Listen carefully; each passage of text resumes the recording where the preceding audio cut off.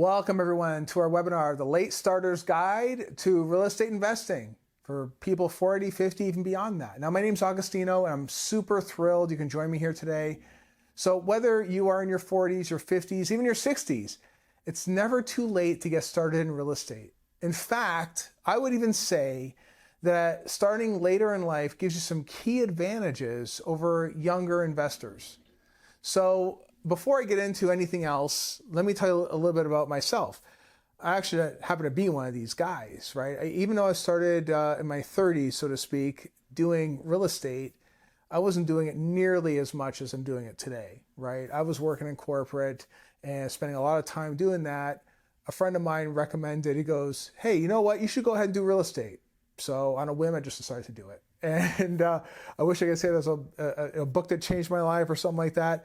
Certainly that one discussion did change my life. I ended up doing single family, small multifamily, started doing those sorts of deals.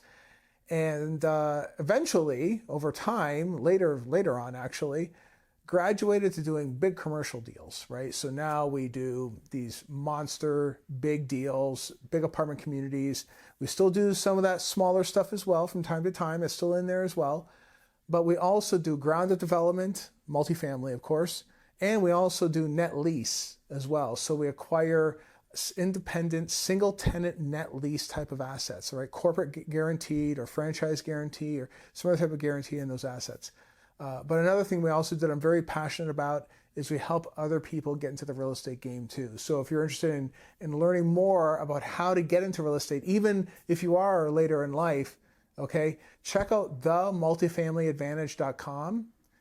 Check that out. Okay, I think it'll give you a good idea as to what to expect about our mastermind. It's a 50-week mastermind. Okay, 50 weeks. It isn't like a 2-week thing. We just dump a bunch of information on you and bounce. No. This is 50 weeks of intensive mastermind training. Got an online component. It's in person as well, an hour a week. We have special guests that come on as well. So it's really a special time. Go ahead and check it out, all right? So themultifamilyadvantage.com, all right? So, but let's get back into the content here, okay? So in our time together, we're going to discuss the benefits of starting later, how to leverage your current assets, how to pick the right market, using creative financing, okay, which is going to be very important in today's economic cycle, building a portfolio that matches your goals because your goals are going to be much shorter than that of someone in their 20s, for instance, right? And among other things. We're going to talk about other things, but that's the guts of what we're going to be talking about. But my goal here today is to give you a presentation here, a training that will make you feel that you're equipped or at least inspired to take action on your real estate dreams, no matter how old you think you are, okay? Because a lot of folks get into the real estate game, and a lot of people build success in it. And I will say this, that the older you get, the more important it is to at least consider real estate as an option, because by locking up these dollars that are losing value in a hard asset that produces money, it's where you need to be. The key is finding the right thing to invest in. Okay, so let's go ahead and get into it. All right. So what are the advantages of starting later? Well, let's talk about that. Some of the key advantages, all right, and there are some, is that you have some experience. Okay, you have experience over other folks, and what I mean by experience is work experience. So typically when you're starting off as a young person, you don't have the work experience, you don't have the knowledge, you don't have the contacts, but a much older person, like say you are 45 years old, you have work experience. Maybe you've worked in corporate for a while, all right? You have higher income too, right? So you've reached a point in your career where you likely have many years of work experience under your belt, and this can translate into higher income. All right, working as a W-2, but your knowledge as a pro in whatever background it is that you're doing really helps you in real estate, right? Why is that? Well, because if you worked in corporate for any length of time, or even if you're an independent entrepreneur, for that length of time, well into your 40s, you've learned how to deal with people. You've learned how to sell potentially. You've built a nest egg. You have some cash to deploy, maybe, even if it's just a little bit. You have a credit background. All these things are very important.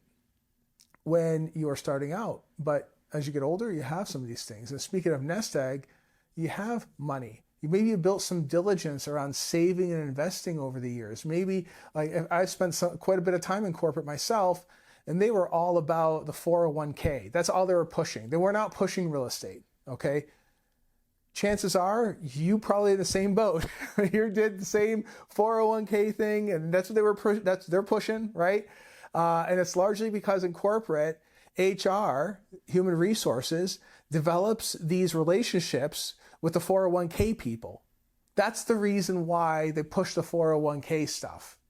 Okay, that's the reason why. It's usually some sort of package deal with health insurance or something along those lines. Okay, how do I know? When I used to run large enterprise IT, IT and HR, those two departments, and there's others as well, accounting, actually, those three departments, we fall under the admin type of umbrella. So admin, we're not a generator of income. We cost money to the company.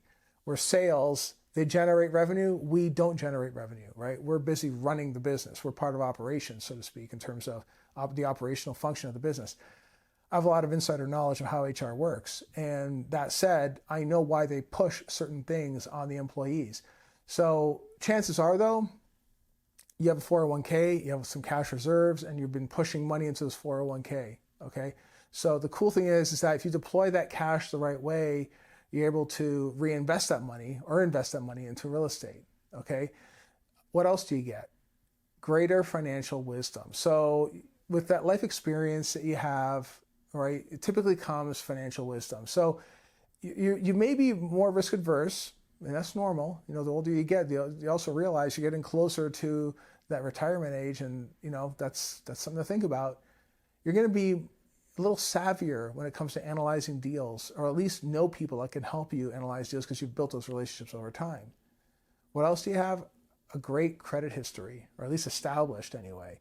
So decades, literally decades of paying your bills on time means excellent credit score for you. And it helps with financing. And I already mentioned this before, but I'll say it again, connections, okay? The connections, expanding your network to help you find deals, the financing, the contractors. Maybe you have those relationships. Maybe you don't have them directly. But the cool thing is that because you have more contacts, maybe in corporate or outside of corporate, chances are those contacts know those types of individuals, like the contractors, like the inspectors, like the lenders, like the real estate agents or the brokers. And that's really cool if you think about it, right? With that network of people like pulling for you, it's great to have, especially as you're a little bit older. So what else do you get?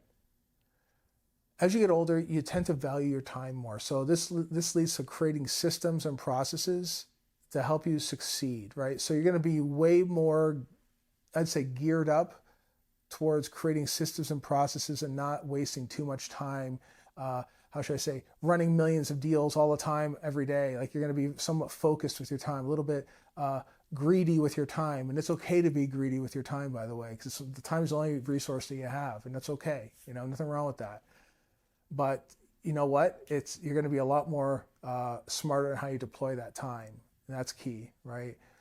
But really, what it comes down to, and I say this on all of our coaching programs, all the individuals in our coaching program, is that for anybody, it's important to identify the unique advantages based on your personal situation, right? That individual. So for some individuals, for instance, one new student that we have, he raises money, or rather he's located in California, and he's already raised a little bit of money before. His superpower is raising money. He's a money raiser, right? Can you find deals in California? Probably not. Not any deals that pencil anyway, not in multifamily, not in single family, right? However, if he's able to raise money, then that's great. You know, he maybe partners up with somebody that can find deals, right? And the cool thing is that a guy like that, he's got the resources, he's got the knowledge, he's got the connections, and he can either bring those connections to the table with possibly someone that puts deals together in another region of the country, right? So the key is identifying all those things that you have, and then how you can possibly maximize it for the partnership with your partners down the road, okay? And making sure that whatever you're bringing to the table is nice and strong, like making sure that if you are able to raise money, like you're a capital raising money machine. If you're finding deals, your underwriting is on point and has no errors, right? That type of thing. But you get my drift, right? If you have a network, make sure your network is strong and you maintain those communication things. But basically what I'm saying is understanding and creating inventory of every single thing that you're really good at and being prepared to bring that to the table, all right? So, and let's talk about that, leveraging your assets. So now you might be thinking, well, that's all good, but where do I start? And I'll tell you what, chances are you spent decades building up these assets that can really fuel your real estate ventures, right? So now it comes down to what do you do now? What do you leverage in your, as far as resources are concerned, as an older investor to get started? Well, let's talk about it. So here's some things you can do. Tap home equity. Maybe you have some home equity, right? If you paid down the mortgage over a long period of time, maybe you have some substantial home equity that maybe you can access through a cash out refi or HELOC or something like that. Now, hopefully you would have done it before the rates moved up, or at least establish a HELOC and lock in a rate, right? But again, I'm not saying you should go crazy with all this stuff too, right? Just because you have $500,000 sitting in available liquid or in equity doesn't mean you pull out all $500,000, by the way, okay? So you have to be extremely careful, and of course consult an accountant, consult an attorney when you're talking about doing anything like this, all right? So be sure to do that. What other resources do you have? Maybe you have a 401k or an IRA. You can take that, move maybe into a self-directed IRA is one option, okay? That's a great way. You can get a 401k loan as well. You can get a loan against that money. So there's various ways of leveraging that 401k to free up that cash and redeploy it elsewhere. What else can you do for cash? Hard money. Now, hard money is extremely, how should I say, dangerous to use, all right? So you have to be extremely careful when you're using hard money. It's very, very expensive. You have to understand how it works. And again, I would recommend talking to someone who uses hard money already on a very regular basis and had a good experience with it, because the lender you borrow the money from and how it's being used matter. So be sure to talk to someone about that and how to put that stuff together. Maybe you have some stock market investments. You can sell off some of those assets and fund a down payment into a real estate deal. Maybe you can get creative on how you put your deals together too, right? The key thing is thinking through your unique situation to leverage your assets without having to give up too much cash, right? That's really what you're trying to do. But like I said before, and I can't reiterate this enough, and I'm reiterating this on purpose on this call, on this webinar here, because like I said, 40, 50 and beyond, okay? Don't overextend yourself with debt. Work with a financial advisor, work with an accountant, work with an attorney, okay? That can help determine the safe limits for you, okay? Because here's the thing, as you get older, you already know, right? It's like our runway gets shorter and shorter as we go, right? So it's very important that you line up the right team. And here's the thing, all right? Making sure that you have the right professionals, all right? The right people that are going to help you with handling the taxes, the penalties if you're going to pull out any cash, whatever the case may be. Having all the people that can help you organize all this stuff before you make any changes is extremely important, and come up with a plan. But having that game plan is extremely important before you pull out any cash and redeploy it, okay? So either that, or you can, like I said, build a team, right? So there's, if you download guidetobrokers.com, go there, guidetobrokers.com. It's a bulletproof guide to talking to brokers. That book goes into creating your team to build credibility. Now, let's get into choosing the right market. Once you've figured out how to access the capital, the next step is deciding where to invest. So here are some tips for picking the right real estate market for you, okay? Everything I'm about to explain is universal. Could be applied just about anywhere, okay? Look for job growth. Look for areas where there's strong employment outlook, okay? Because more jobs equals more renters, and more renters equals more money for you.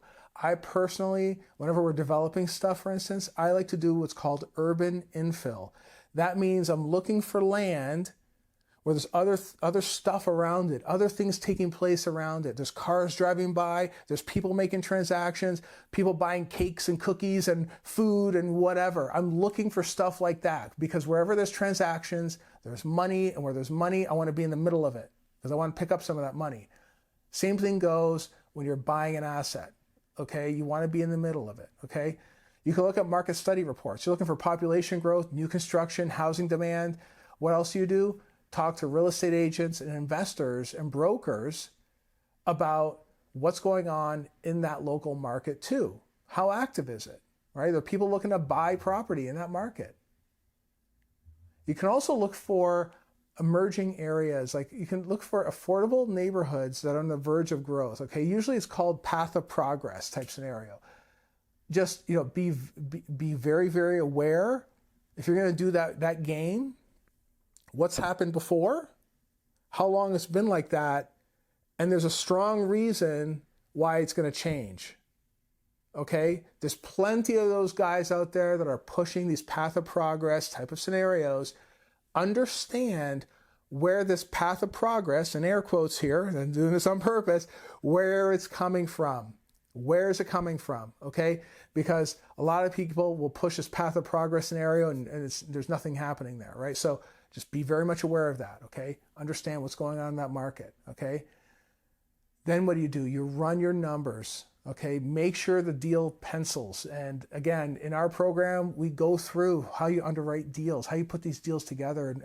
And when you meet with us in our group, you present that deal too. Like you're presenting like as if you're talking to an investor. Every single deal, that's how they're presented. So you're at the same time you're penciling your deal, you're also showing it to us as if you're going to be making a pitch. So that's the cool thing about what we do. But we give you all the tools for that. What else do you have? I like to invest close to home. I'm a real big believer in picking the market that is nearby, okay? Somewhere I can practically drive to, right? So I can keep an eye on things. It's easier to manage the property. It really is. I'm not one of these guys that buys 100 units in Dallas and then 200 units in North Carolina and another 50 units in Idaho or whatever. That's ridiculous. Stay in one market, grow that market, and then once you do, then you can go to another market, okay? But when you invest close to home, you know that market very, very well, and you understand what's going on in that market, okay? If, like I said before, maybe you're in a tremendously expensive market, maybe you're in New York City or California or like Los Angeles or whatnot, partner up with somebody that does, but the same reason though, the same things apply. If you're going to invest in Cleveland, become a Cleveland expert. If you're sitting in Los Angeles, become a Cleveland expert. So your boots on the ground in Cleveland, you're helping them out because you understand the market dynamics of exactly what's taking place in that market, okay? So be aware of that. So small towns, like with secondary and tertiary markets, there's typically less competition. So that's an option for you to also look at. So just again, be careful about what happens in those markets and make sure that whatever business is moving there or in that area is going to be there for a long period of time. Okay, and really understand the dynamics about that market. Okay. And like I said, you don't have to invest locally if it's better to find opportunities out of state, okay? It's completely doable. Just make sure you have a good, solid, boots on the ground type of person that is keeping an eye on things and they're doing their job, all right? That's a big part of it, all right? So what's next? I touched on this earlier, creative financing, and that's where, this is a big part of it, especially in this market, right? So conceivably, you have your capital sources, you have your target market, you have all that in mind. Financing now. So here's the thing. As an older investor, you got to get more creative than just getting a traditional 30-year mortgage or or typical type of 30-year more commercial loan, right? Here's some things to consider. If you're going to do a smaller deal, there's FHA loans. All right, FHA loans typically 3.5% down. They're a little lenient on credit. There's seller financing, which I think is going to become the more accepted way of doing deals, considering where we are right now with terms and rates. Okay, that's where the seller carries back the mortgage, and sometimes you can get away with putting 10, 15, 20% down, similar to getting a loan from the bank. It's usually less expensive to get in the loan, right? You have hard money loans, which I mentioned before. It's fast, it's easy to apply, but the rates are extremely high, and usually the terms are very short, so be very, very careful with that type of deal. You also have a lease option. It's where the tenant has the option to buy the property at a later date, okay? You also have subject to as well, right? The subject to, I'll do a separate video on subject to, but subject to is a way of taking over the mortgage basically from the seller, right? And you're making payments to the loan as opposed to the seller doing it, right? So there's various ways and mechanisms of handling that. Lately, my favorite way of taking down larger deals anyway is land contract. In a land contract, I'm buying the deal, but the seller is hanging on to the note. Why do I like that so much? Well, because the taxes are paid when the deed transfers. But if the deed is still in this person's name and they've owned this property for a long period of time, that means you get to ramp up your cash flow up here without paying the higher taxes. Because once this thing flips over to you, they're gonna nail you for the higher taxes, right? So it's a great way of avoiding the super high taxes and get you into a deal, right? So you can use that for both residential and commercial. I've done plenty of commercial deals like that, and it worked out great. So these days, getting financing can be a hurdle, traditional financing from a bank, right? But like I said, I think getting creative, especially in today's market, is going to be the way to do it. Now, if you want to go the traditional route too, if you're going to do commercial deals, I love going through brokers.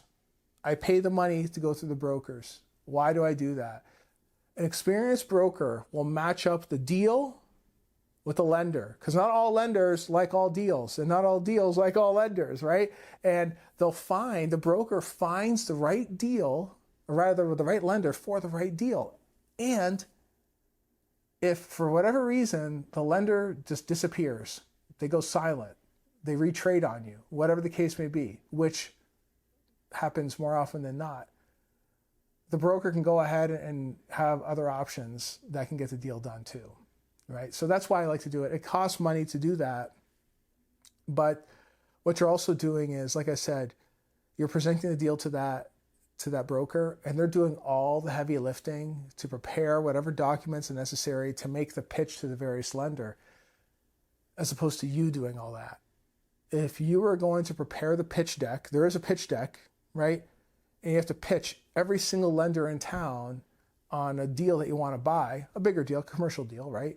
You have to actually present it. You got to present the financials. You got to do all that stuff. All that stuff needs to happen, right? Instead, they take care of it. So that's kind of a big deal, right? Anyway, so those are some things around that part of it, right? As far as where you get the money from, or how you finance the deals, rather. Let's assume that you find a cash flowing asset. All right. Now it's time to start building your real estate portfolio. So let's talk about building your real estate portfolio first, and I have some other tips as well if you don't have any portfolio at all. So starting small is fine. Start doing 1 to 4 units is okay. Learn the ropes, get the management down. Talk to the property management team, all that fun stuff. Make sure you have your processes down. Okay. If you have a way to pay down the deal faster, go ahead. And what I mean is, go ahead and get that 30-year amortization, right? But pay it down faster if you have the means to do it. Okay. It depends how much money you have left at the end of it. So meaning if your mortgage is $1,000 and your rent is $2,000, great. You have $1,000 of extra there, of extra padding. if conceivably you're still working at W-2, you can take whatever cash is there and slam it all into the deal if you want, and accelerate the payoff if you wish to do that, right? But ultimately, putting down more equity and getting this thing to cash flow faster on a smaller deal anyway is a good way to protect yourself down the road, right? But one thing that I also recommend is investing consistently. Try to do at least one property a year. 1 to 4. I like to do more units, even if you're doing smaller ones. Like if you're doing 2, 3, 4 units, try to do at least one a year, right? Scale strategically, growing your portfolio in a specific neighborhood that is, maybe somewhere close, either close in your local market or close to each other, right? So that way management becomes a little bit easier. Okay. So once you get some scale, then you're able to diversify locations and get into different markets. But, again, I prefer you scale one market, know that market extremely well. As you're growing this market, start to figure out what the next market is and study the same way we talked about earlier. Study that market, figure out which market you want to jump into next, but keep growing the market you're currently in. Okay. Ultimately, you're trying to increase equity and look for those value add opportunities. All right. Now, let's say that you're trying to go big now. All right, you're trying to go huge, but you don't have a track record. All right, so what do you do there? Well, what you can do is partner up with someone who actually has a track record. Partnering up with someone that has a track record is a great way of getting the ball rolling. Now, let's say you did partner up with someone in another state. Okay, you're in California again, right? You're in California, and they have a track record. They're doing very well. They're busting it up, all right? You have to have a value proposition for them that they can't turn down. So what does that look like? Maybe you have access to a bunch of cash. Maybe you have developed such a great network that you're able to raise money fairly quickly. Or any type of money for that matter, right? So by building that, by bringing something special to the table is going to be important for that investor that maybe they're here in Cleveland. Who knows, right? Cool thing is that there's materials out there that help. If you go to guidetocapital.com, there's a free ebook there, okay, where I talk about some of these things. So go ahead and check that out. I think you get a lot out of it, okay? It's talks about how to raise capital. So check that book out, okay? So now let's talk about defining your long-term portfolio strategy, okay? So at this point, what it comes down to is trying to get an understanding of how real estate will provide the supplemental income that you're going to need later in life, okay? Figuring all that out. And here's what I mean by that. Because of where we are right now, I put an emphasis on paying down the principal, right? Typically, what I like to do is I like to have cash flow. Like I don't care about the debt. Like I'm trying to get the amortization as long as I possibly can, okay? In this current economic cycle, you can't really do that. So what are you doing? You're putting down more cash so you can pay the asset off and get all the juice sooner, right? So conceivably, if you're at 40 years old and you buy a bunch of these properties and you're putting all the money into the deal, in about 10, 15, 20 years, about 20 years, you can conceivably have the entire thing paid off. And by the time you're at retirement age, these things are all cash flowing and you have no debt on them, right? But again, you have to figure all that out. You have to try to figure that out to maybe eventually replace your current income. That's the type of thing. But again, you have to determine how many units do you need? What sort of real estate is it? I mean, I'm talking heavily on single families, but you know what? You can apply a similar formula on multifamily, where you sit down, how many units do you need? How much cash flow do you need to replace your income, to replace your retirement income? Because let's face it, you're not going to see any retirement income. And if you do, it's going to be very, very small. So getting this figured out is extremely important. It's very, very important, okay?